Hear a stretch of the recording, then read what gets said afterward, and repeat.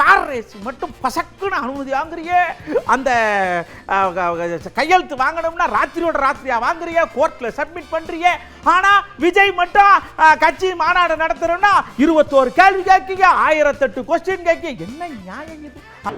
ஏன்னா இன்னைக்கு அவர் சைக்கிள் ஓட்டுறாரு, பாட்டு பாடிக்கிட்டு இருக்காரு, சிலைகளிடம் போய் போட்டோ எடுத்துக்கிறாரு.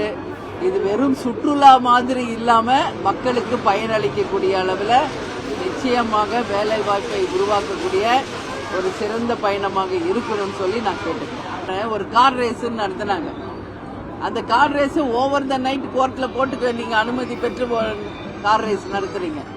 அப்படி இருக்கும்போது இன்னைக்கு தமிழ்நாட்டில் எல்லாருக்குமே உரிமை இருக்கு இல்லையா? ஒரு கட்சி ஆரம்பிக்கவோ, ஒரு மாநாடு நடத்தவோ, ஒரு பொதுக்கூட்டம் வைக்கவோ ஏன் அனுமதி மறுக்கப்படுகிறது? அதனால நிச்சயமாக யாருடைய வளர்ச்சியும் யாரும் தடுத்துட முடியாது.